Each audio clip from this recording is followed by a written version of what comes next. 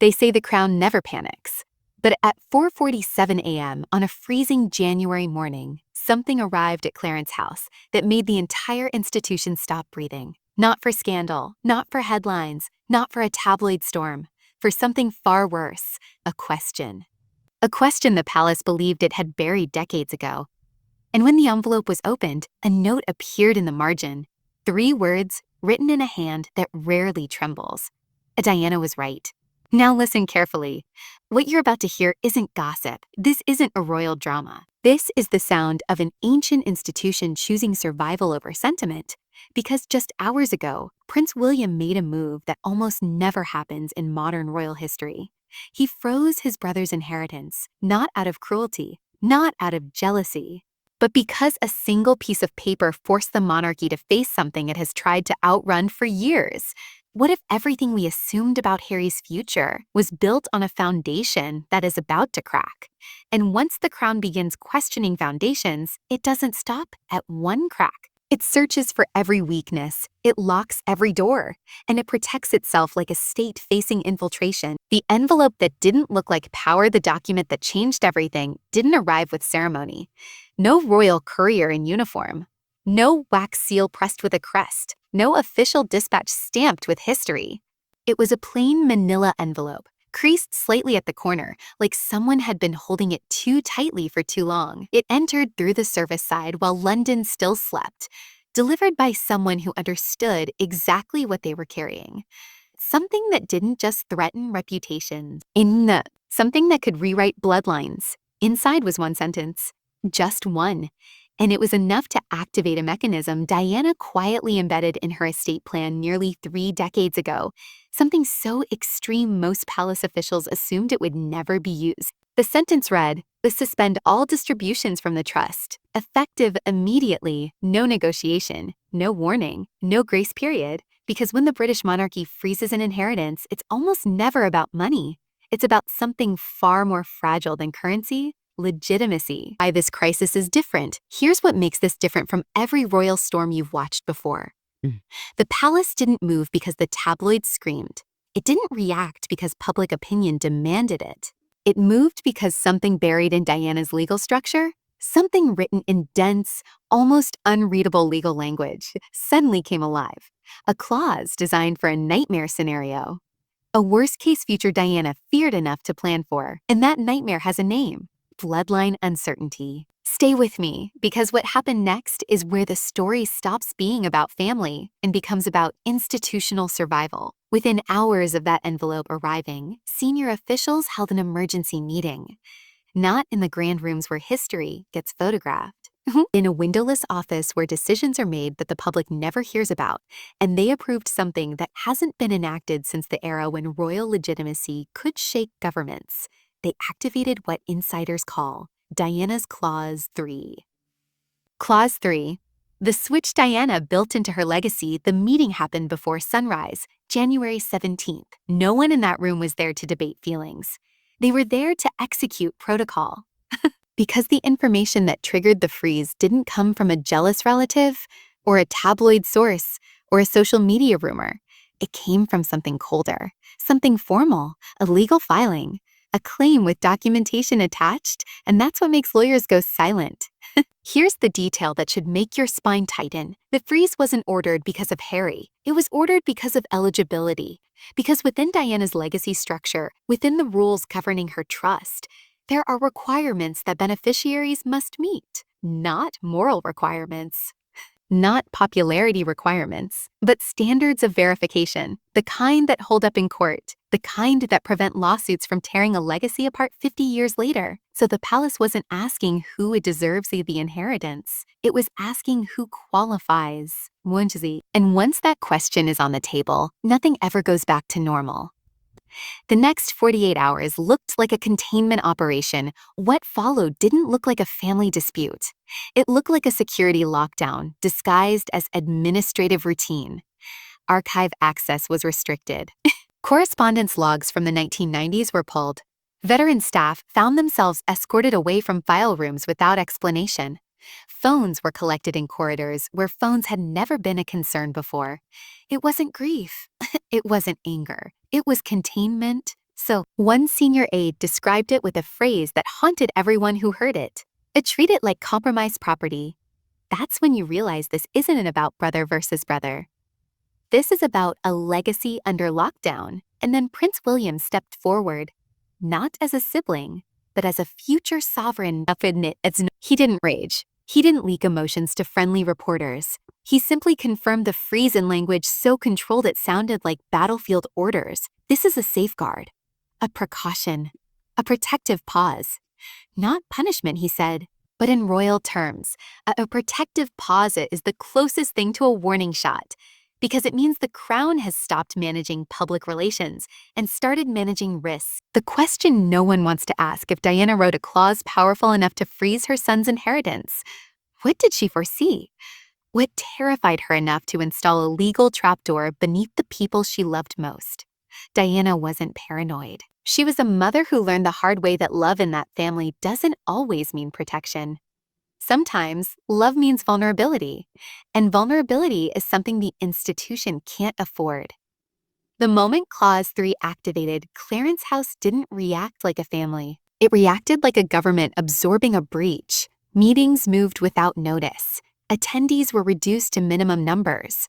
Information was split into separate channels, and in a small room that doesn't appear on any public palace map, a folder was placed on the table, thin, unlabeled, and terrifying in its simplicity. Then Princess Anne walked into that room like someone entering a crime scene. No theatrics, no emotional speeches, just cold focus. She looked at the people gathered and said, "The trust was built with a failsafe. That failsafe is now active. We follow the structure Diana designed, not the structure we wish existed." And that was the moment the palace strategy hardened. This wasn't about punishing Harry for leaving. It was about protecting Diana's intention. Because if the trust becomes compromised, if beneficiaries become challengeable, then the legacy can be dismantled in court for generations, and the crown would rather freeze everything than let that happen. What triggered it, the quiet claim that made everyone panic, here's where most people aren't prepared for the turn. The trigger wasn't a tabloid rumor. It wasn't social media speculation. It was a formal claim filed by a young woman in the United States. Someone who didn't go to the press. Someone who didn't demand money. Someone who didn't chase fame. She submitted documentation asserting a biological connection to Meghan's family line, requesting verification for medical and identity reasons. And that's what made the palace panic. Not because it was loud, because it was quiet. Because it was quiet. People who want attention make noise. People who want truth file paperwork, and the filing arrived with the kind of evidence that makes attorneys go pale. Notarized statements, medical records, genealogical documentation. The kind that can't be dismissed with a press release. Suddenly, the monarchy's worst fear materialized. Not scandal, not embarrassment, but uncertainty. Because the crown can survive almost anything except a question it cannot definitively answer. And the question raised was simple, brutal, and impossible to ignore. Could there be bloodline variables connected to Harry's children that Diana's trust was designed to prevent from destabilizing the estate? The palace didn't need proof to freeze distribution. It only needed reasonable doubt. And reasonable doubt, documented, had just walked through the door. The memo that didn't make the news within 24 hours, legal teams began reviewing every safeguard Diana embedded in her will. Not because they wanted to find problems, because their job is to prevent catastrophe before it becomes public tragedy. And deep in the legal architecture, they found language many had forgotten existed. It required beneficiaries to be verified, not merely by name, but by standards including biological clarity and procedural certainty. And if those standards were questioned, the trust could suspend distribution until verification was completed to the satisfaction of independent legal review. In plain words, Diana built a pause button into her legacy, and someone just pressed it. The palace faced a choice: ignore the claim and risk decades of lawsuits, or activate the safeguard and face the nightmare of freezing Harry's inheritance while the world watches. They chose the safeguard because in the monarchy, protecting the institution always comes first. Always. A directive went out in a memo that never reached the public. Suspend all distributions. Restrict archive access. Initiate lineage verification protocol. Assume compromise until clarity is established. That last line changes the temperature in the room. Assume compromise, not assume innocence. Not assume continuity. Assume compromise. That's not family language. That's state language. The leak, two voices, one sentence that changed everything, then came the leak. Not the kind you release to shape narrative, the kind that escapes through a crack. A phone call recorded accidentally because someone forgot palace lines are monitored. Two voices, clip tense. A sense of time running out. A lock it down. If it spreads everywhere. A no more allowances, no more assumptions. We finished this properly. And then, quieter, almost a whisper. A Diana built this for a reason. We're simply obeying it. That was the moment insiders realized this wasn't temporary turbulence. This was a shift, because once the palace chooses verification over affection, it doesn't go back. It becomes something harder. And in that shift, a brutal reality emerged. The monarchy wasn't preparing to forgive Harry. It was preparing to contain him. Anne's next move. The status cordon. If you think freezing money was the final blow, you're missing the real strategy. Freezing the trust was the first law. Princess Anne's next step was more surgical. A status cordon, a barrier designed to ensure nothing connected to the Sussex brand can siphon authority from royal proximity again. Anne doesn't do drama. She does enforcement. Titles weren't stripped overnight, because the crown rarely grants the satisfaction of spectacle. Instead, titles were placed into procedural review, a legal purgatory worse than removal, because it suggests instability, not punishment. Royal crests, monograms, styles, even the careful language of association, flagged, not banned, but placed under compliance scrutiny. Which means every time the Sussex camp tries to use royal closeness commercially, they face a maze designed to slow them down until the opportunity expires. And then came the directive to teams managing patronages and ceremonial invitations. No new references, no event proximity, no quiet a +1Z that let a distant branch appear connected. Harry wasn't attacked. He was processed out, like a security clearance being revoked. Quietly, cleanly, permanently. The palace weapon that works every time. Silence across the ocean. Montecito scrambled to control narrative. And they made the classic mistake people make when walls close in. They reached for volume. Frame the freeze as cruelty. Turn legal safeguards into betrayal. Paint William as cold enforcement rather than stewardship. It's a strategy built for public opinion. But public opinion doesn't unlock frozen trusts. Verification does. And every attempt to force a reaction leaves fingerprints. Every interview becomes traceable panic. The palace did something more devastating than rebuttal. It went silent. Not awkward silence, the disciplined silence of authority, the kind of silence that makes your opponent's every word sound like desperation. William understood what Harry never did. Power doesn't have to explain itself. Power simply exists. Catherine became visual proof, calm, composed, appearing precisely when needed, speaking only when necessary. Her silence wasn't passive. It was a statement. We are still here. We are still standing, and you are outside the firewall. The ghost of 1997 isn't just haunting. It's operating the controls. This crisis isn't being managed by optics. It's being managed by ghosts. Because the moment Clause 3 was activated, something older than strategy began moving through the system. Memory, not soft memory. Photos, holidays, birthdays, not memory. Unfinished grief. A woman who saw further than anyone admitted. Inside Kensington Palace, staff speak of certain corridors with a different kind of quiet.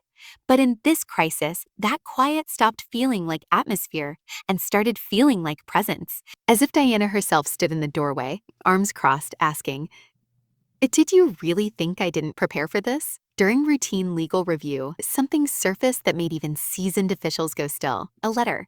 In Diana's handwriting, dated to the mid-90s when she was fighting the institution. It had been authenticated years ago, filed as personal reflection. But reread now, it sounded like warning. She wrote about protecting her sons not from enemies, but from confusion, from secrecy, from uncertainty that corrodes everything. She wrote about fear that love could be weaponized, that good intentions could be exploited, that destiny could arrive disguised as danger, and at the end, lines once dismissed as poetic coping now felt like encryption. She described protecting a legacy from being audited by questions that have no answer, ensuring a blood remains clear and intention remains pure, building a structure that could pause time itself if the foundation begins to crack. Those weren't metaphors anymore. They were instructions. And the palace realized it was following a playbook written by a woman they sidelined in life, who may have protected them in death. William's burden. Obeying his mother might break his brother. This is where William's role becomes almost unbearable. He isn't just enforcing protocol, he's standing beneath the weight of his mother's foresight. And in activating Clause 3, he's accepting a truth that would break most people. Diana knew. She foresaw a future where love could become liability, where family could become fracture. And she built a safeguard not because she didn't trust her sons, but because she didn't trust the world they'd face without her. And here's the darker part no one wants to name. If the palace keeps following Diana's blueprint, it might not only expose Montecito, it might expose Windsor itself. Because Diana's clause wasn't designed just to protect her sons. It was designed to protect the institution from itself, from compromises, from buried records, from the price it pays for survival. And now the crown has to decide. How far will it go to obey a dead woman's warning before it realizes obeying her may require dismantling what it was built to protect? Operation Glass Orchard, the endgame framework. By the time the public learned Harry's inheritance was frozen, the palace was already several moves ahead. Because a trust freeze isn't the endgame.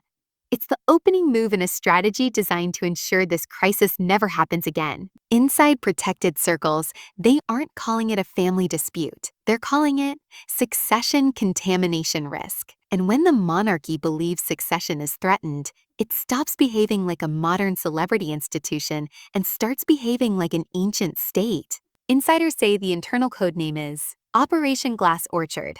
Full legacy lockdown, not symbolic distancing, not polite exclusion. A severing of every pipeline that allows a disputed branch to draw authority from royal proximity. Financial access, locked. Recognition pathways, severed. Ceremonial inclusion, terminated. Institutional reclassification, active. Harry is no longer treated as a traitor. He is treated as a variable.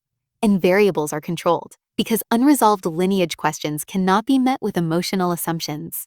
They must be met with verified fact, even if verified fact destroys sacred relationships. And here is the nightmare that keeps palace lawyers awake. What if verification doesn't simply confirm eligibility? What if it destabilizes what the public believes royal legitimacy even means? Because once one bloodline safeguard activates, it sets precedent, and precedent spreads. The final phase, not humiliation. Irrelevance. The verification won't happen on television. It will happen through sealed legal channels. Clinical. Controlled.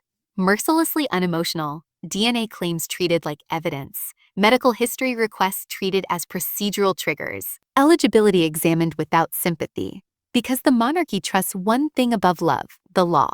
If this hardens further, insiders say the monarchy may implement what they quietly call permanent non-representation.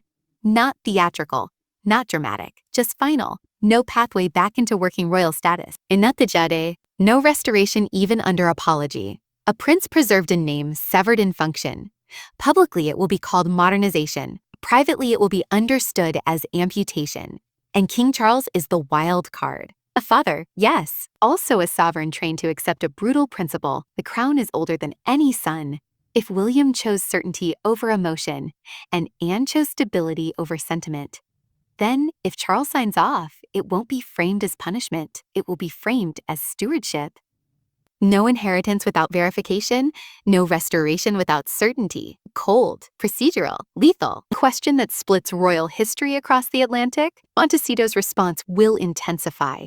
Because when you feel the walls close in, you don't wait quietly for a verdict. You seize the microphone before the system seals your voice away. Expect appeals to compassion. Expect framing of cruelty.